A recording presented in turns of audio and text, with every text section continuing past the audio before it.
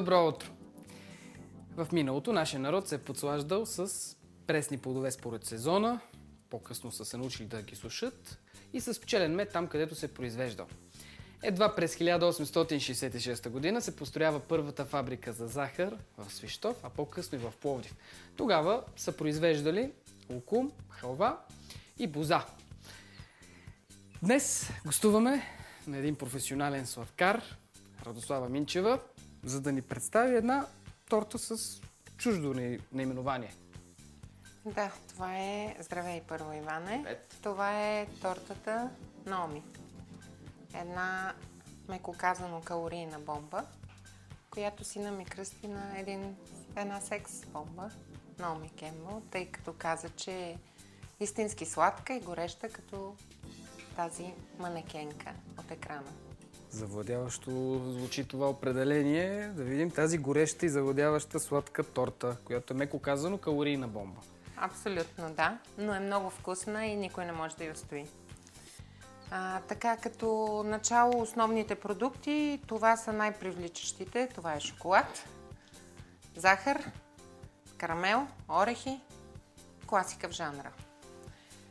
Сега тук ти си включил котлона.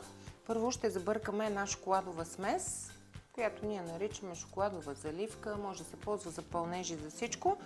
От половин литър сметана ще кипнем. И когато малко се разкипи, ще усиля. Прибавиме шоколад. Една идея да се загрее. А тук ще направим карамел. Аз малко сложих захар да се разтопи. Към нея ще добавим 200 грама сметана. От колко грама казваше карамел? От 500? Половинка захар и 200 грама сметана. Като стане хомогенна сместа, ще добавим и една лъжичка масълце. Това нещо ще отнеме време, затова ние през това време можем да си правим една пандишпанена шоколадова платка, като разделим яйца, жълтъци и бълтъци. Колко броя? 5 яйца с 5 препълнени лъжици брашно, 5 равни лъжици захар и един бак пулвер. Към това ще добавим 2 чайни лъжички, може и 3 даже какао и разтопен шоколад. Много е важно. Шоколада може да си го разтопите в микровълнова фурна, да се... Да. Благодаря. Така. Сега ще разбиеме бълтъците. Ето, бълтъците станаха на сняг. Сега можем... Ще сменим бъркалките. Междувременно тук завря сметаната, към която 500 грама, напомням, добавяме 500 грама шоколад. Начупен на купчета. Колкото е по-ситни парченцата, които добавяме, толкова по-бързо се разтапя. И затова вие сладкарите използвате шоколадови пелети. Пелети, да. Както един зрител каза, какви са тези копчета звезди? Да, те са наистина красиви.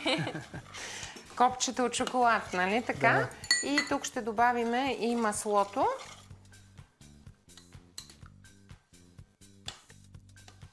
За да увеличим калориите. Така, да бъде със сигурност с много калории, иначе си излагаме. Тук сега ще разбием жълтъците с захарта.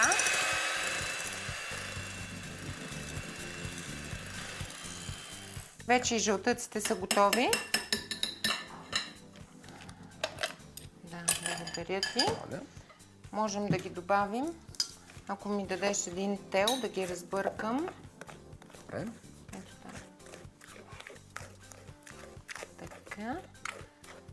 Слагаме жълтъците, почти станали и те на сняг, заедно с захарта. Разбъркваме внимателно. Да не отнемем обема. Получава се нещо хипервкусно. Представяш си това, ако го пускаш в горещо мляко, какво готино ще бъде? Току-що се замислих на този тук момент. имаме бак пулвера, който ще добавиме. Ти ще ми го объркаш към брашното. Малко. Ето една лъжичка. Благодаря. 5 препълнени лъжици брашно. Я да сложим и вътре какаото. 2 лъжички какао. Добре, да сложиш. Да, аз понеже си мислех за въпроса, който ме вълнува. Синът ти сложих 2. Айде, още малко. Нека да е по-благо. Нека да е. По-кафяво. По-кафяво, да. Понеже синът ти е фен на Наоми Кембъл, а теб какво те инспирира пък да създадеш рецептата или ти първо я направи и той така аз я кръсти? направих и нямахме име. Много често при нас се случва така. Правиме някаква торта и едва ли не обявяваме сред персонала конкурс. Давай малко по малко. Обявяваме конкурс, за да можем да... Някакво име вече се изчерпваме. Тортите са ни много. Имената не ни достигат. Ще правите като фолк певиците. Виж, че там извора е... безкрайен. Да. Виждаш колко е богат български език на имена, особено що се касае до музика и песни. Някак си в случая, значи, може би се изчерпва модата малко тортите да носят имена на хора.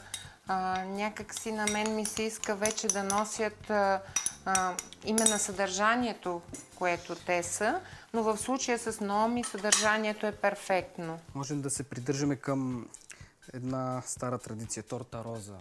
Торта роза. Която беше символа на сладкарниците преди. Сега ще ми трябва една тавичка. Да, малко. Толкова малко, когато си хапва. Каква лъжичка? Тавичка, да изсипеме. Преди това ще добавим шоколада, който сме го разтопили, не е много топъл, както виждаш. Той е необходим. Малко преди да стегне. Това е, нали? Да. Да не пресече яйцата. Точно. Същевременно... Чакай, да го обера. Ще ми стане. Същевременно той създава един по-влажен вътре шоколада в платката влажност. Поддържа е влажна и не е нужно тортата да бъде сиропирана. Това е може би единствената торта, която предлагаме, която не е сиропирана. Ето тук изливаме платката.